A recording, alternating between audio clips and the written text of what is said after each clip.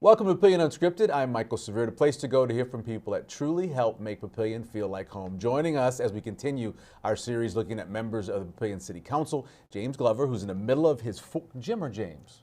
Jim. Okay, because I don't want to, I'm a Michael, not a Mike, so I understand. Yeah. Jim Glover joining us, of course, longtime educator as well here in Papillion La Vista Public School System. We appreciate you taking the time. Thank you. Thanks for coming on. So let's start off. You were appointed back in '07 Yes. to the City Council.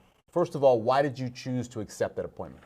Well, Jamie Blinn was, in charge at that time. You know, he was the mayor, and I knew Jamie from high school and helping out with the swim team, and had some conversations with him in the past, and I run into him at the school, and we started talking about, the one of the council members in my ward was going to move on to run for, for a county position, So as I got to talking about it with him, I thought, I might have some interest in that. I knew that I wasn't probably going to stay much longer and retire as a high school principal, and would want something else to do to serve the community. And it's a great community, and I'm just happy to have the opportunity to move on and do that. And I didn't have any burning tree to get on the council to change anything. I thought things were going well, and I thought that I could add something to the council with the number of years that I've lived in the city and saw it grow over the last 50 years. Born and raised here, or born somewhere else? Where were you born? I was in northeast Nebraska. Okay. Creighton, Nebraska. It's up on the other side of Norfolk. Right, so, sure. Yeah. Yeah. So. And then when did you move to the metro area? Well, I started teaching here in 1976. Was that woodworking? That was your first? Yes. I taught woodworking. I'm looking, you have all your fingers, so I guess you're a pretty good woodworking teacher. I got one. Oh, you got one? It's a little, a little bit. Look, I've never had woodworking, but the way they make it look in movies and TV, it looks scary. Yeah. Sometimes. Well, it can be. You have to pay attention. Sure. But I taught for 7 years. I started in 1973 and taught for 7 years, and then moved into an assistant principal role for several years. And, was that at the junior high first, or where? Actually, it was at the high school. At the high school, okay. And then I went to the junior high as the head principal for, I believe it was 3 years. And then Denny Smith, the principal at the time, retired, and then they moved me back to the high school. So. Yeah. Well, so we all know principals have a lot to do, a lot of responsibility. You're responsible for all the kids in the school. What did you like most about being a principal? You did it for a long decades. Yes. Well, it's really all about the kids. The enjoyment of seeing them every day and seeing them happy. Kids are so flexible, and they come in and they're happy. And the great thing about kids is you can chew them out about something they did the day before, and the next day, hey, how you doing, Mr. Glover? And so that's the thing that kept me going, is just working with kids, and and watching them in athletics and and band and all the activities that go on. It just and in that setting, you get to meet so many of the parents. Sure. Because they come to all the activities and the involvement that their sons or daughters are in, and so that's how you develop the relationships that I've developed over 37 years of being in the school business. So. I can imagine there's no place you can go around here where you don't run into either a former student maybe a parent of a student, maybe now grandchild of a student that you originally had. Everybody has to know you. Yeah, where you really see that is at Papillion Days. Oh yeah. And when we walk in Papillion Days and people are yelling from the street, and some of the kids that were a challenge, they're all out there, hey, and they've grown up and have a great life and family, and so it's really enjoyable to be able to do the Papillion Days thing. Yeah. Are they yelling, Mr. Glover, you suspended me? Yeah. Well,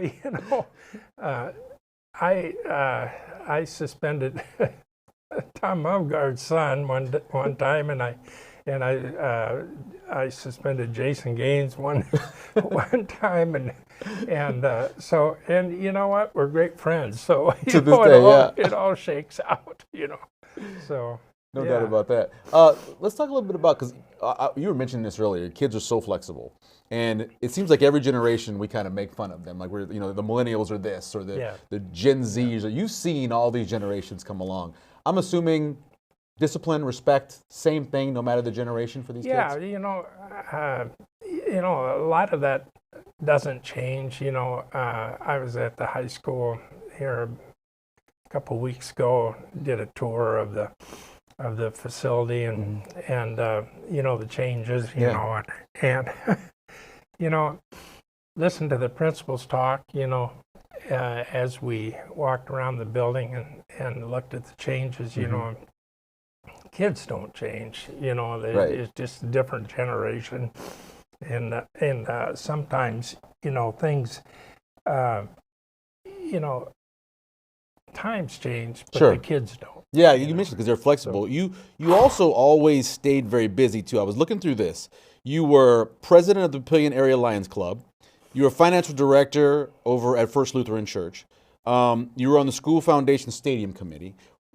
How did you stay so busy? I mean, you were a principal. You had all that responsibility, but you still took care of business in other places. And the thing of it is there's a lot of times my lawn got mowed very late at night, or right after school. I'd run home and take care of that, and then shower and put my clothes back on and go to a city council meeting, or go to a basketball game or a football game or a band concert.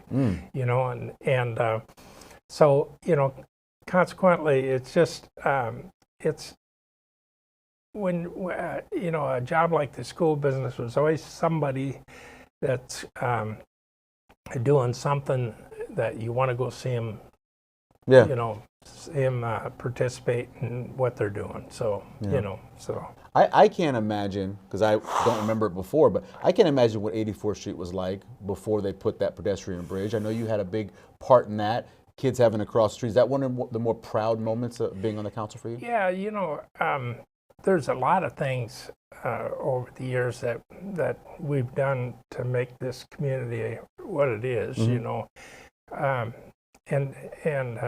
all council members, that I've worked with have been very good about, if it's something that's going to benefit kids and families that live here, they're willing to step forward and move that forward.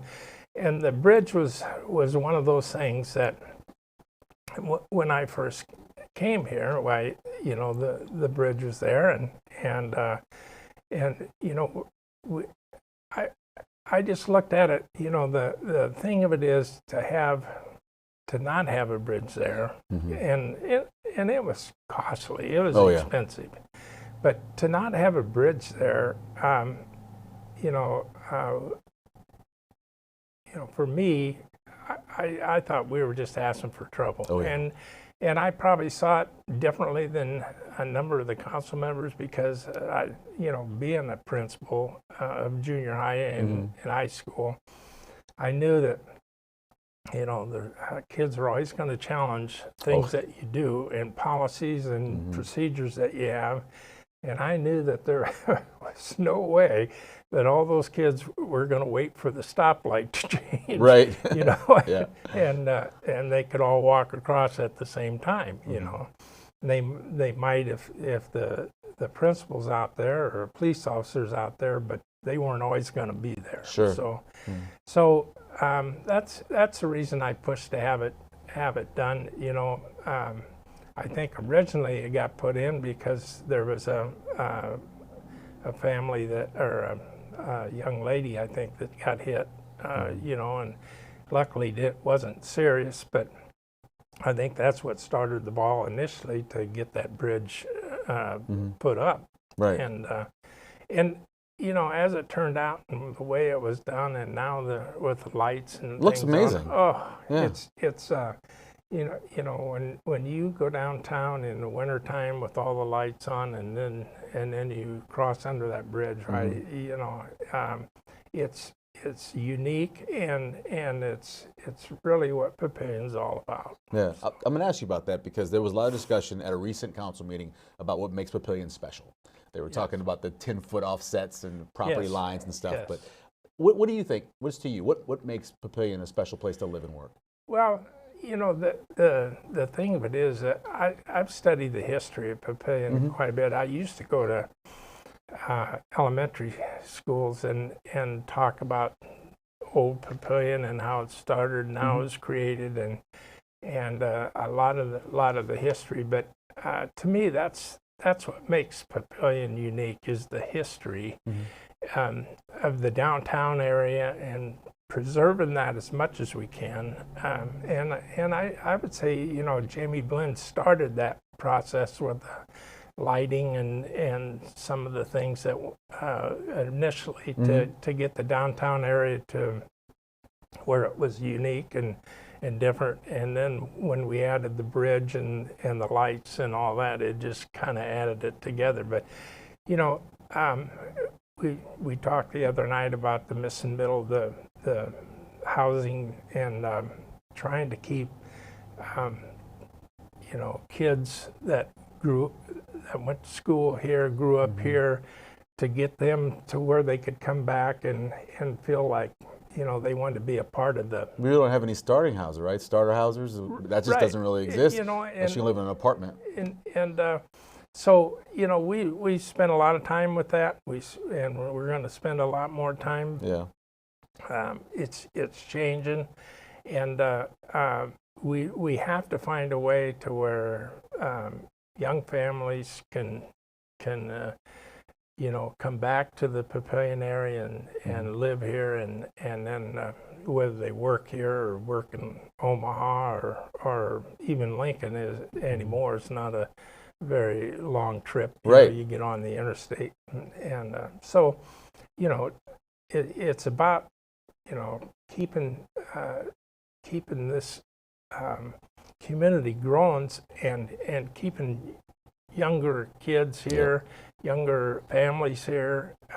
Otherwise, you know, you get to where the city dies. You know, because if it's run down, you're not going to have people come. And the services that we have, you know, today is a very prime example about the streets and the roads and everything that we do, and you know, that's why people want to live here. So we have to continue to provide these types of services, or they're going to go somewhere else. No doubt, you know? no doubt, yeah. And I know you keep yourself busy. Kids, grandkids? What's kind of like your life away from City Council? Well, you know, I have 3 kids and 4 grandkids, and we have a property in northeast Nebraska where we on the lake, and so we like to go up there a lot in the summertime, and grandkids like to fish. Yeah. And I just kind of fix the fishing poles, you know. Hand them on back, and then, you know. But you know, I go fishing every year in Canada. I like to I like to fish myself. Walleye guy? Yeah. Yeah. Oh yes. And I have a there's 3 of us in Canada that have a piece of property up there that we go to every year and take the family up. And last year we were able to see the Northern Lights. Oh, wow. And that's the first time, I would guess, in about 10, 12 years that we've seen them. But we were just lucky enough to see them, and they're beautiful. So they're incredible. So we do a lot of family things. We try to take a family trip vacation every summer. Yeah. So. In terms of pick me something out, Papillion area, Sarpy County area, a thing that you'd like to point out that's special, whether it be an event or a place, something like that. Since you live here and you've worked in the city council so long, give me something, point something out for me that should be highlighted. Well, I think the things that happen in the city, and when I say city, it's the metro area. Sure. Make it very very challenging. I shouldn't say challenging. Very. It's a situation where there's so many things to do, and whether it's university and athletics or the opportunities that they have, Creighton University with the basketball, hockey. Hockey, yeah. Yeah, the Lancers, lots to do. Yeah. And the Lancers, over here in Ralston, and so there's so much for the metro area, and I think that's why the population is what it is because there's several things that you can go downtown and eat fine food. You can you can go to the Storm Chasers games, or Union Omaha if you want to some soccer. Yeah, and they have really good soccer. Yep. Creighton does. So there's I don't know if there's probably the zoo is probably the highlight of the metro area in terms of bringing people from afar and different different places. Yeah. That's probably the thing that probably draws the most people here, and wow, they do some amazing things out there. So I want to say, first of all, congratulations on a long career in public schools, but thank you for doing that. We both my kids are in OPS, but I don't know how many times we've had principals leave, and I don't think we've ever had a principal more than 2 or 3 years. Yeah. To have that kind of stability that you created over there with the Monarchs is pretty incredible, and I'm sure a lot of kids are thankful that you spent that time. Well, and it's about the quality of kids that you get are so so fun to work with that you wouldn't stay this long if it wasn't the parents and the kids and understanding that an education is very important to get to the next step in life. And definitely. And they're very, very supportive of the school district here. And when I was in education, we used to get a lot of people from the Air Force Base when they moved in. Sure. And back in the years where every 3 years they would rotate in and out. And people, it was well known that the Papillion La Vista school system was one of the best in the country, and so we never had a problem with enrollment. We were always we were always building and